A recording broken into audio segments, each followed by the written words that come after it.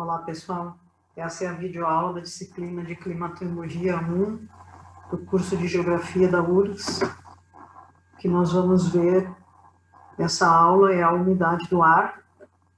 Então a gente vai começar vendo a água e o ciclo hidrológico, depois a água na atmosfera, como medir a umidade do ar e as suas variações espaciais e temporais.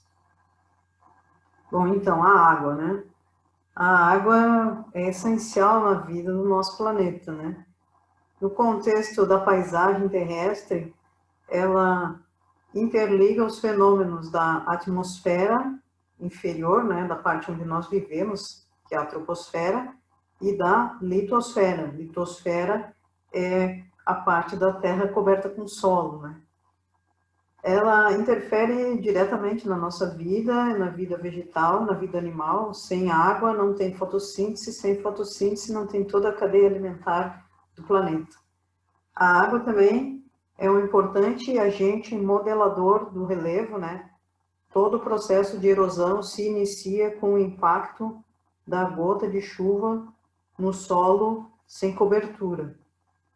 Essa gota vai desestruturar o solo, que por sua vez vai ser carregado com a água e depois que secar com o vento, né? Então a água no contexto da geografia, ela é muito importante também, né? No contexto da vida, no contexto da geografia.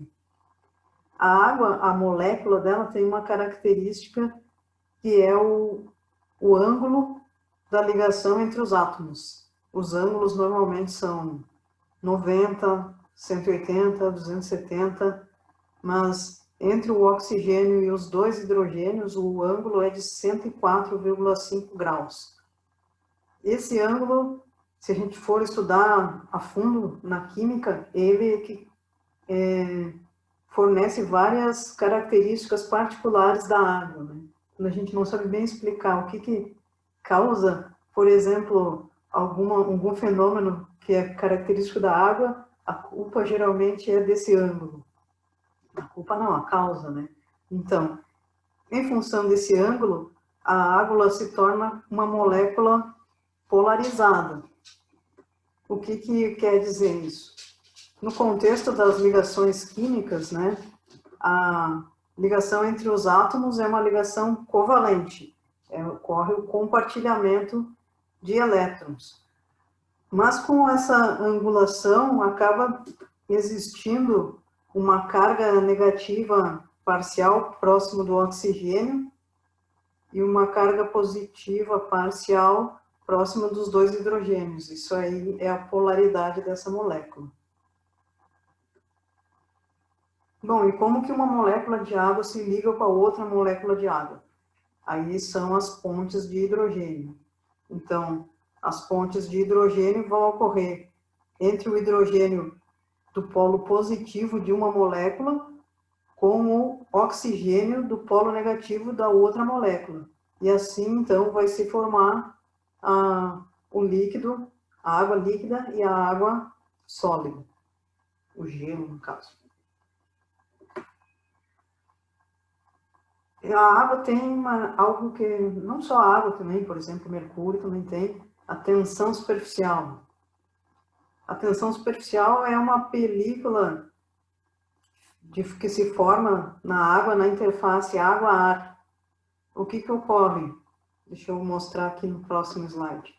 É essa película que permite com que insetos leves caminhem sobre a água, ou quando a gente está vendo, por exemplo, o campeonato de natação na televisão, vocês podem prestar atenção nessa película que se forma quando o nadador vai sair da água, né? Então, o que ocorre? As moléculas que estão na interface entre o líquido e o ar, elas não conseguem se ligar pelas pontes de hidrogênio com outras moléculas, a não ser as que estão dentro do próprio ar. Então, dentro do próprio líquido. As que estão no ar, não existem moléculas acima. Então, ocorre uma força que puxa para dentro do corpo líquido as moléculas que estão na interface, formando, então, essa tensão superficial que a gente pode identificar como essa película de água. Bom, então, quando a gente estuda a água, né, além das suas componentes de ligações e átomos, no contexto da geografia, a gente estuda a água dentro do ciclo hidrológico, né? Então, o ciclo da água. Ele vai ser esse movimento contínuo que a água vai passar de um estado para o outro em diferentes compartimentos, uma hora no solo, outra hora na atmosfera, outra hora nos corpos hídricos. E esse ciclo da água tem duas forçantes principais. Uma vai ser a gravidade, que vai puxar a água para baixo, né? A precipitação vai cair, não vai subir. E outra é a energia do Sol, que vai fornecer energia para evaporar a água. Então, dessa forma, nós vamos ter a água evaporando, condensando, precipitando, percolando por entre o solo, atingindo os corpos hídricos num ciclo sem fim. Bom, então, quando a gente estuda o ciclo hidrológico, a gente tem que estudar a água em todos os seus compartimentos. Estudar a água dentro do solo, no lençol freático, os seus fluxos dentro do solo. Depois, toda a questão de evapotranspiração, que vai ser a transpiração das plantas e dos demais seres vivos, e a evaporação da água, a percolação por cima do solo. Depois temos que estudar toda a parte de recursos hídricos e também a entrada no sistema, o retorno para o sistema que vai ser a precipitação pluvial. A gente pode estudar isso em diferentes escalas. A gente pode trabalhar numa escala, por exemplo, de um jardim ou de uma parcela experimental ou de uma propriedade rural, de uma lavoura, por exemplo, uma lavoura de alface, né? Então, a gente pode trabalhar em escalas bem detalhadas, como, por exemplo, essas que eu citei. A gente pode trabalhar com as escalas que o nível de detalhe não vai ser tão grande, né? Mas vai ser bem detalhado também, que é a escala de bacia hidrográfica. Bom, a bacia hidrográfica, ela vai ter um divisor de águas, que é o que limita a bacia, vai ter uma nascente, né? Então vai ser o corpo hídrico principal da bacia, vai ter os afluentes, esses afluentes vão ter as suas respectivas subbacias, que também podem ser isolados, e a gente vai estudar todos os elementos do ciclo hidrológico no contexto de uma bacia hidrográfica. É uma escala de análise bastante interessante na geografia. E podemos, então, degradar o nível de detalhe, indo até para uma escala global, né? Podemos estudar o ciclo hidrológico numa escala global também. Bom, no contexto da água na atmosfera. A água da atmosfera, ela vai estar presente na forma sólida, líquida e gasosa. Que as nuvens, por exemplo, têm água líquida, gelo também, e vapor d'água. O ar seco mais o vapor d'água vai ser o ar úmido. Mas na atmosfera, além do ar úmido, também temos água líquida e água sólida. Bom, por que estudar a água na atmosfera, né? A água tem um papel muitíssimo importante que faz a distribuição de calor no globo terrestre. No contexto da evaporação, a energia utilizada para evaporar a água, ela depois é transferida para outro local onde essa água que evaporou vai precipitar, né? Fazendo assim essa distribuição de calor no globo. A água, o H2O, vapor, no caso, é um gás de efeito estufa. E ele vai influenciar diretamente os outros elementos meteorológicos, como, por exemplo, a temperatura. Então, é de extrema importância estudar a quantidade de vapor de água na atmosfera, visto que ele é um gás de efeito estufa. Bom, a água influencia também diretamente na produção de alimentos, dos quais todos nós dependemos, né? Todo mundo come arroz, mais ou menos no Brasil, né? Aqui temos uma foto de uma lavoura de milho, perda total em função de secas. Ocorrem perdas também em função de excessos de água, por exemplo, então, excesso de chuva, falta de chuva. Além disso, que é o que as pessoas leigas que não têm contato com a agricultura entendem melhor, tem toda a questão de incidência de moléstias e a consequente aplicação de venenos que existe na agricultura moderna. Então, a precipitação pluvial, nesse caso, é a que vai influenciar diretamente na disponibilidade hídrica para a produção de alimentos. Bom, a quantidade de vapor de água, a umidade relativa, ela tem influência diretamente na saúde humana. Existem alertas emitidos pela imprensa quando ocorre baixa umidade relativa do ar para que se ponham, por exemplo, um balde com água para dormir no quarto ou uma toalha molhada para facilitar a respiração que fica dificultada quando o ar está muito seco.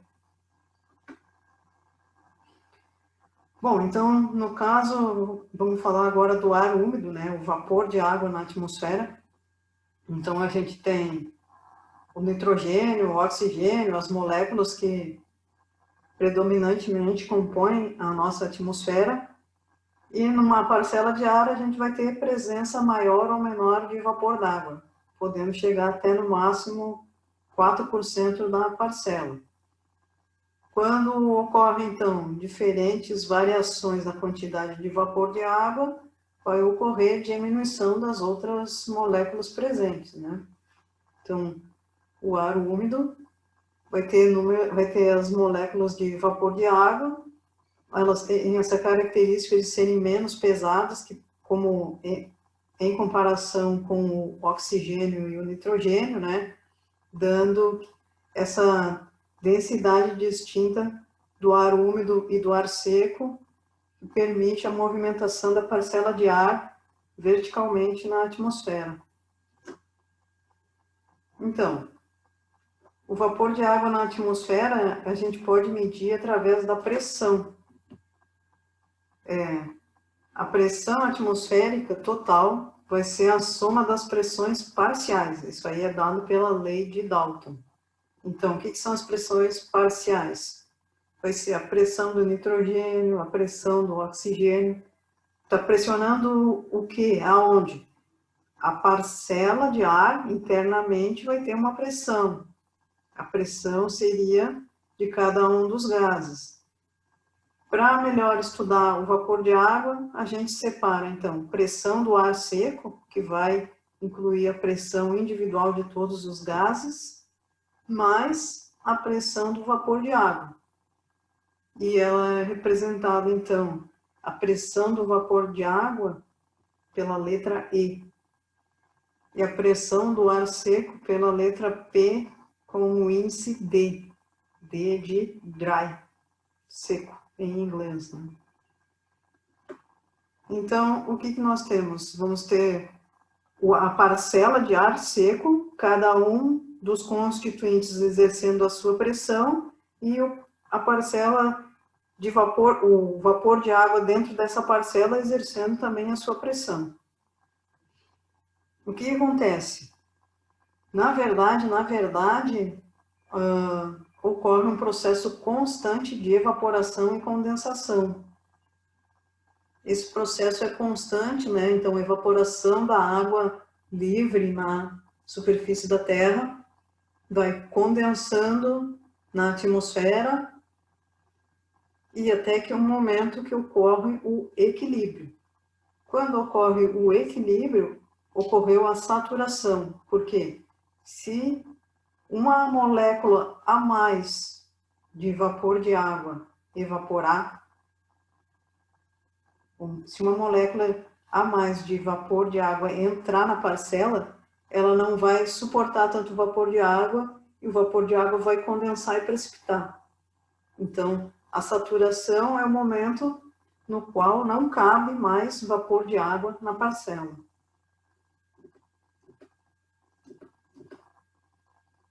Então, eu tinha mostrado para vocês, né, a pressão do vapor de água, representada pela letra E. E como é que nós vamos ter, então? Quando o ar está seco, não tem nenhum vapor de água. Nesse caso, a pressão do vapor de água é zero. Nesse caso, E igual a zero. Quanto vapor de água cabe na parcela?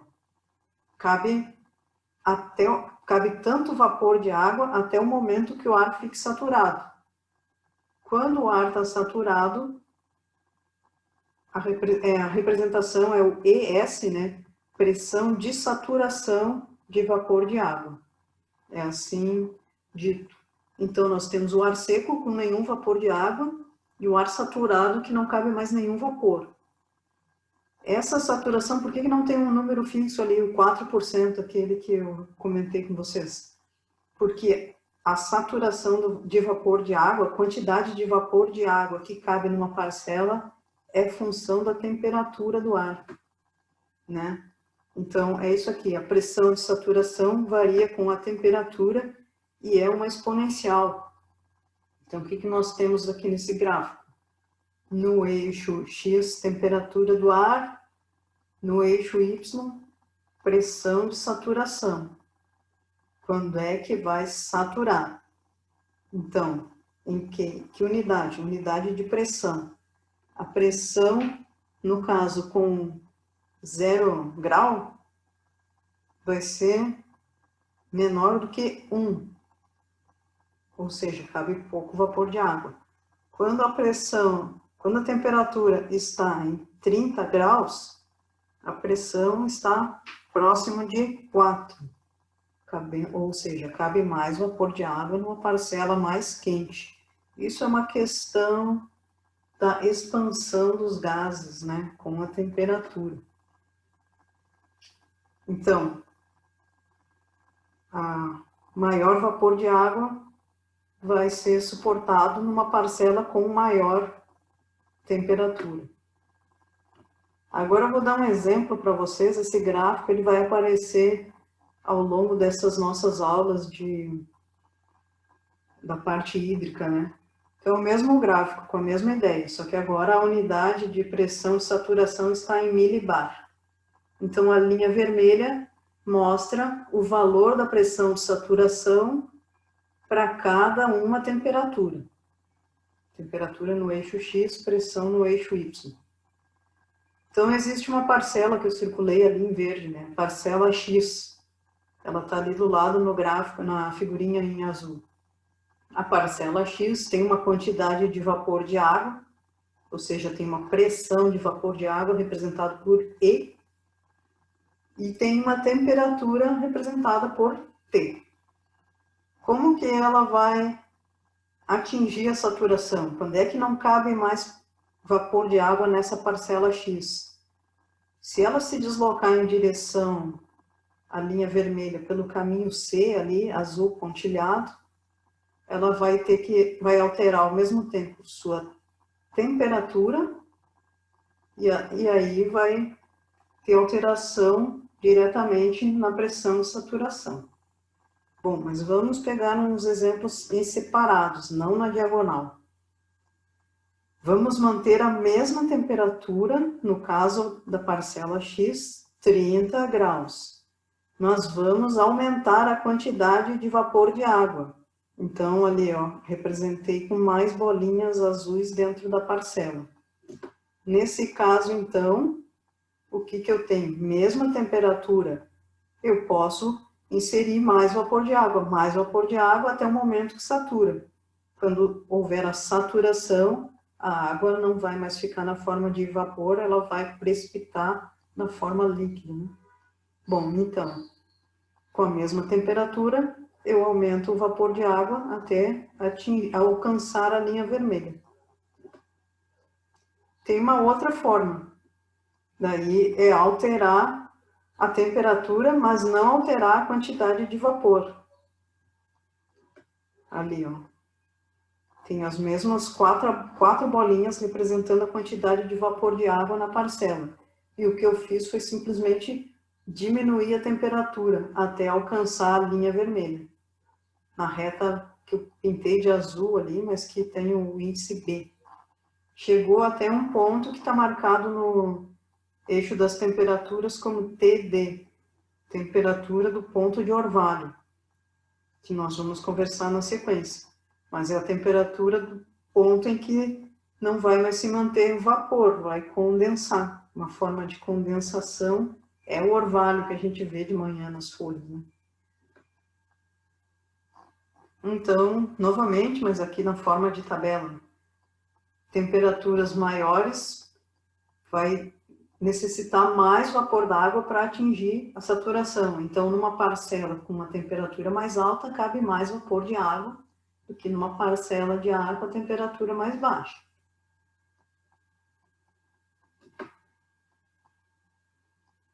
Aqui, mais um exemplo, só que agora na forma gráfica, né? Então, no eixo X embaixo, a gente tem a temperatura em graus Celsius, e no eixo Y nós temos a saturação.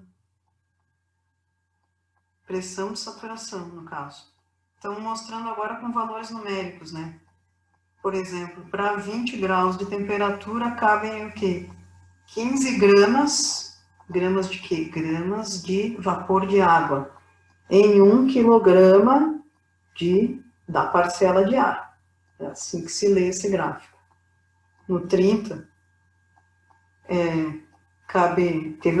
teve uma variação de 10 graus, mas a variação em termos de quantidade de vapor de água armazenado não foi 10, foi maior, foi 11, né? Passou de 15 para 26 gramas de vapor de água em uma parcela de 1 quilograma de ar. Por que não foi para 25? Porque a relação não é linear, ela é exponencial. Faz essa barriguinha na curva aí do gráfico. Bom, então, existe uma energia que está envolvida nos processos de mudança do estado da água. Esse, como a gente já viu, é o calor latente, energia utilizada para a mudança de estado. Na natureza, nós temos todos esses processos. Por exemplo, do gasoso para o sólido, que é o caso da formação da neve, né? E, por exemplo, também do líquido para o gasoso, que é o caso da evaporação da água. Vão ocorrer, em alguns momentos, ganho de energia, absorção de energia, em alguns momentos, liberação de energia para o ambiente.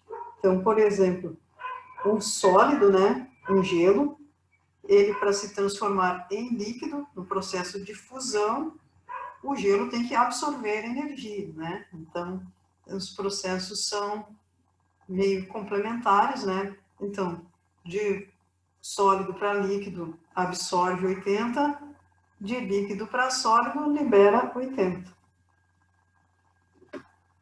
Nós vamos dar uma olhada especificamente, agora, como exemplo, nos processos de evaporação e de condensação, que vai ser a evaporação da água líquida para a atmosfera, condensação vai ser a formação das nuvens, condensação em torno dos núcleos de condensação, que são aquelas partículas de sal, poeira, fuligem, que estão suspensas na atmosfera e em torno das quais as moléculas de H2O se condensam, né? Se condensam em torno dos núcleos de condensação. Bom, então, a evaporação, a energia que as moléculas, que vai ser absorvida no processo, é utilizada para dar o movimento necessário para que a molécula consiga escapar da superfície do líquido e se tornar um gás, consiga quebrar, né, a tensão superficial e sai do corpo líquido se tornando um gás. É para isso que a energia absorvida vai ser utilizada. Bom, a evaporação, né, ela vai, depois que chove, a água parte percola, parte depois, quando vem o sol, é evaporada, né? Então, a temperatura, ela afeta diretamente a evaporação. Maior temperatura, maior a taxa de evaporação. Bom, se a gente quiser avaliar a evaporação, é necessário ter água líquida para evaporar. Então, num deserto mesmo, né, por mais que tenha temperatura, não tem água, então não vai ter evaporação. Os ventos, eles facilitam muito a evaporação, então tá ali, movimento do ar, porque no momento que ele faz o turbilhonamento da camada de ar, ele leva aquelas moléculas de H2O que recém saíram da superfície líquida e se tornaram gás para uma parte mais alta da atmosfera. E aí tem espaço ali junto do líquido para evaporar mais água. Bom, e a salinidade da água, né? No caso, a água salgada necessita uma maior quantidade de energia para ocorrer a evaporação. Agora, o processo complementar, né? A condensação. Então, passou de líquido para vapor, agora vai passar de vapor para líquido. Nesse caso, vai ocorrer liberação de energia, e essa energia ela tem um papel importante no contexto de fenômenos violentos de tempo, né? Quando ocorre uma tempestade grande, está ocorrendo uma grande condensação na atmosfera. Essa grande condensação a gente consegue sentir, né? Antes de uma grande tempestade, tem um momento de calor. É justamente isso, a liberação da energia no contexto da mudança de estado do vapor para o líquido. Então, é um processo de condensação complementar ao de evaporação. O que nós temos, então? As taxas, né, de evaporação e de condensação, que eu já tinha comentado com vocês, elas vai evaporar e vai condensar até o momento em que saturar. No momento que saturar, as taxas, então, ficam constantes. Quando nós temos uma baixa umidade na atmosfera, temos uma taxa de evaporação bastante alta, né? Quando aumenta a umidade na atmosfera, ocorre o quê? Aumento na taxa de condensação. Mais umidade, ela vai se condensar em torno dos núcleos de condensação, formando as nuvens e depois gerando a precipitação pluvial. Então, quando ocorre então revendo, né? Quando ocorre então esse equilíbrio, ocorre um equilíbrio então na pressão de saturação de vapor. Nesse caso, quando está saturado, no caso, vamos dizer, no caso do ambiente, né?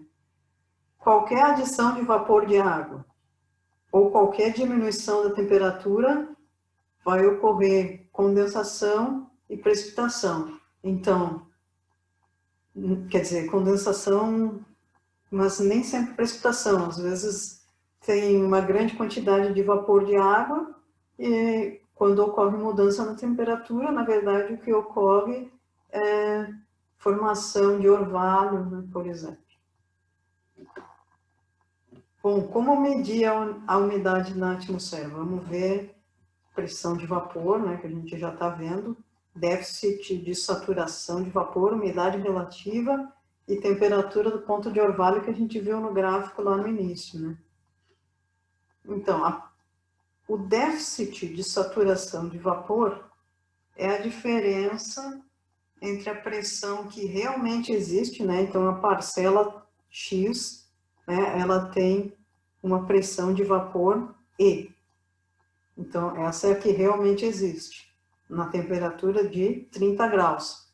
Mas quanto cabe nessa temperatura? Cabe até a saturação, até ES, né? Então, o déficit de saturação de vapor é a quantidade de vapor que tem na parcela Perdão, a quantidade de vapor de água máxima que cabe na parcela menos o que realmente tem na parcela. Isso é em unidades de pressão. Déficit de saturação é em unidades de pressão. É a pressão real menos a pressão máxima possível. Ao inverso. É a pressão máxima possível menos a pressão real.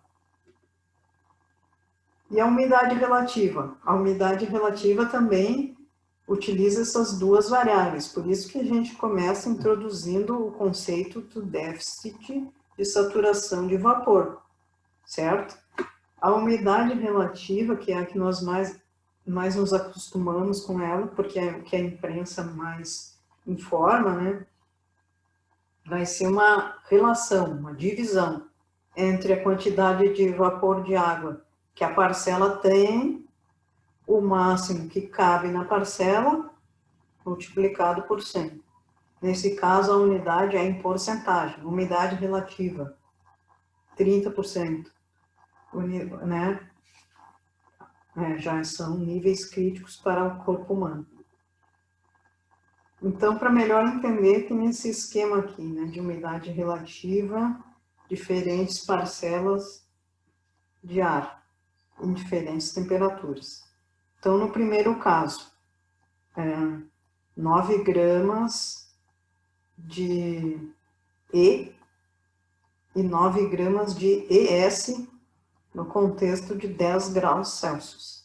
Então, 10 graus Celsius, cabe quantas gramas de vapor d'água nessa parcela? ES, cabe 9 gramas. E quantas tem no momento? Tem 9 gramas. Nesse caso, 9 dividido por 9 é 1 vezes 100, 100%. Umidade relativa do ar, 100%. Não cabe mais vapor de água. Essa que é a questão, umidade relativa do ar, 100%. Mas ela é atrelada à temperatura. Por quê? Nos 20 graus, como a quantidade máxima de vapor de água que cabe numa parcela está relacionada com a temperatura, conforme eu mostrei nos gráficos no início dessa mesma aula, então em 20 graus, os mesmos 9 gramas de vapor de água existem, mas cabem 17. 9 por 17, 0,53 vezes 100, umidade relativa do ar, 53%. Aí a temperatura da parcela aumenta. Vem um dia de primavera no Rio Grande do Sul, né? Começa em 10 graus, chega em 30 graus facilmente. A umidade relativa do ar diminui.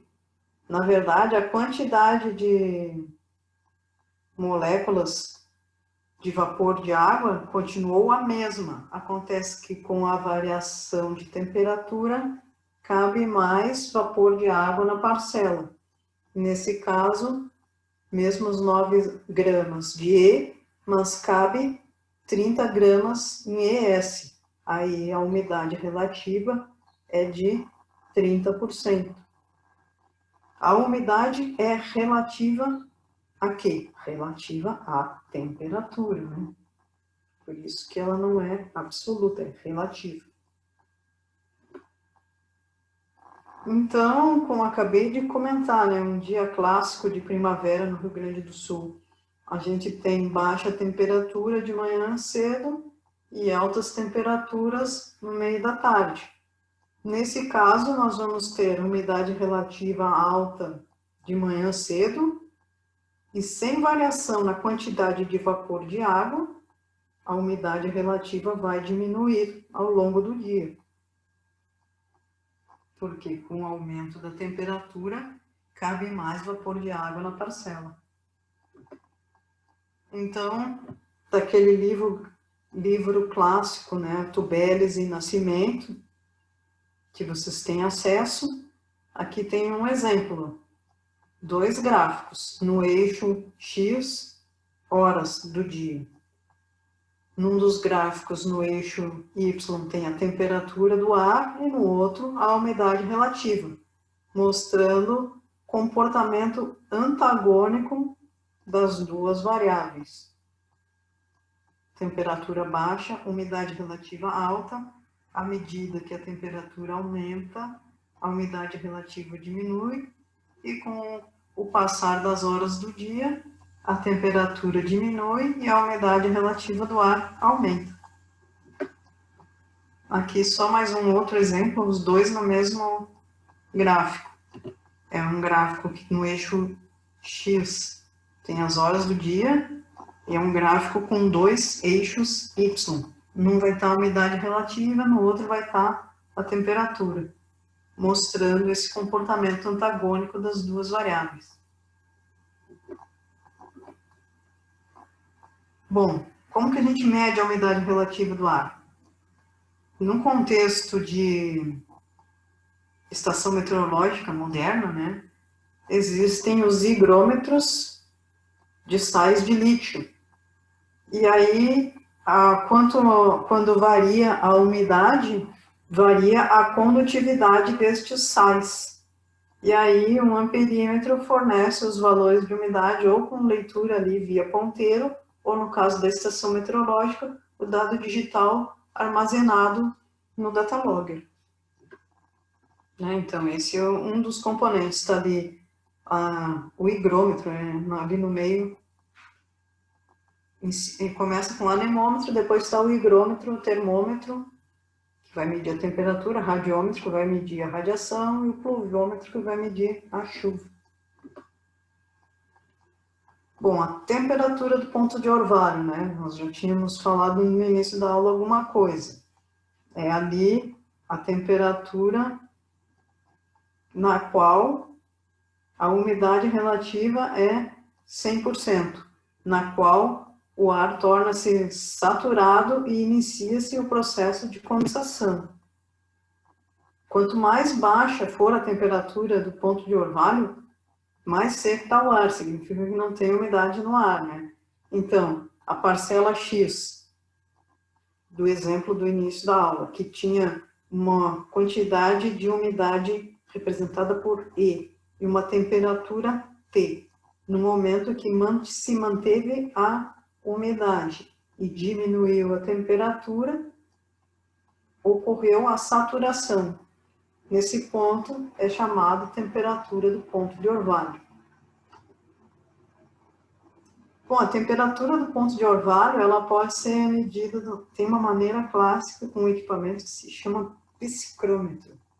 Psicrômetros são dois termômetros idênticos, né? Um deles tem uma gaze amarrada em torno do bulbo e essa gaze é molhada. Daí, o que vai acontecer? Para evaporar a água da gaze molhada, vai ocorrer o quê? Uma diminuição da temperatura do bulbo, porque o calor foi retirado, foi utilizado para evaporar a água. E aí se faz a leitura dos dois termômetros e se insere em tabelas. Negócio antigo pra caramba, né? Usar tabelas. Hoje em dia os equipamentos de medição são mais modernos, mas as estações meteorológicas convencionais, elas têm psicrômetros. Bom, então daí a gente insere em cima, né? Bom, a tabela 1 tá ali, umidade relativa. Daí a gente não põe direto a temperatura do bulbo úmido, a gente põe a temperatura do bulbo seco, TD, menos a temperatura do bulbo úmido, TW. E no lado ali a gente faz a temperatura do bulbo seco. Aí no cruzamento, como se fosse um jogo ali de batalha naval, naquela célula ali a gente vai ter a umidade relativa. Também a gente tem tabelas com o mesmo tipo de informação, mas para determinar a temperatura do ponto de orvalho, temperatura na qual vai ocorrer condensação. No ambiente natural, né, a gente conhecer a temperatura do ponto de orvalho, nós não temos muito como interagir, mas, por exemplo, no contexto de câmeras frias, sistemas de dutos de ar-condicionado ou outros tipos de duto, isso é uma informação bastante importante. Qual a temperatura que os dutos devem ser mantidos para que não ocorra condensação dentro dos dutos. Então, também tem equipamentos eletrônicos para medição da temperatura do ponto de orvalho, só que esse aqui especificamente eu não sei explicar o funcionamento dele, mas ele vai fazer a medição e ele é vendido justamente para monitoramento de dutos. Bom, nós também podemos medir o vapor de água na atmosfera por satélite. Qual banda que a gente utiliza? Qual faixa de comprimento de onda? Então, tem o espectro eletromagnético, né, que a gente viu no contexto do estudo da radiação solar. Existe a radiação proveniente do Sol e a radiação proveniente da Terra. Radiação de ondas curtas e radiação de ondas longas. 6 micrômetros, ela não pega a radiação emitida pela Terra. Então, não vai confundir com as emissões da Terra. O que vai ser detectado nessa faixa de comprimento de onda é a radiação do vapor d'água das nuvens altas e médias. Então, nós temos aqui duas imagens, né, obtidas, é uma composição, né, o INPE, um tempo disponibilizava essas composições, o GOES mais o Meteosat. O GOES está mais ou menos no meio da América do Sul, né, e o Meteosat Second Generation, aquele MSG, ele vai estar sobre Greenwich. Quando combina a imagem dos dois satélites, a gente tem uma cobertura bem ampla do globo, né? Muito maior que um só satélite geoestacionário. Então, em 6 micrômetros, a gente consegue ver as nuvens de vapor d'água bem mais claramente do que em 10 micrômetros, na banda na qual a energia emitida pela Terra está influenciando na detecção dos satélites. Então, a banda 6 micrômetros comumente é chamada banda de vapor de água. Nesse link aqui, da EUMETSAT, vocês conseguem ver imagens do Meteosat Second Generation, não só essa daqui de 6 micrômetros, mas outras tantas imagens bem interessantes. Recomendo vocês a darem uma olhada para ver a quantidade de material disponível, né, disponibilidade de material para se monitorar o globo, para se fazer estudos, para se gerar material didático. Bom, agora a variação espacial da umidade do ar. Ela varia no tempo e no espaço, né? No contexto do espaço, nós estamos falando latitude e longitude. Os menores valores de umidade do ar estão presentes no continente antártico. Lá no interior do continente antártico, na verdade, a quantidade de vapor de água é zero. Se alguma molécula de H2O conseguir escapar da superfície de gelo sólida, ela é congelada imediatamente. Então, não existe vapor de água no inverno no continente antártico, na região central próximo do 90 graus sul. Já nas regiões tropicais, é onde vai ter maior quantidade de vapor de água, maior pressão de vapor, principalmente próximos da superfície do mar. Então, aqui, eu deletei sem querer. Esse aqui é um produto do sensor MODES. Esse sensor está a bordo do satélite Terra e do satélite Aqua. Nesse caso, ele dá a umidade de uma maneira diferente, dá em centímetros de coluna de água. O satélite, na verdade, coleta dados, esses dados são processados e a gente pega um produto e não a imagem bruta, certo? Então, nós temos em azul maior quantidade de vapor de água.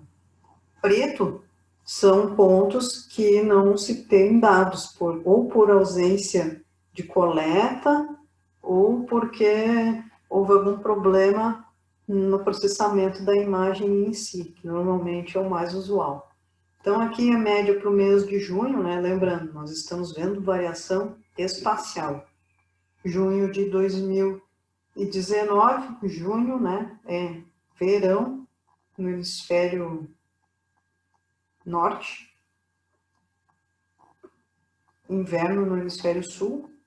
Nós estamos vendo maior quantidade de umidade mais ao norte, ali na América Central, na África, na borda norte daquela região de floresta ali, próximo do Saara, e ali cobrindo as ilhas da Polinésia, Indonésia, enfim.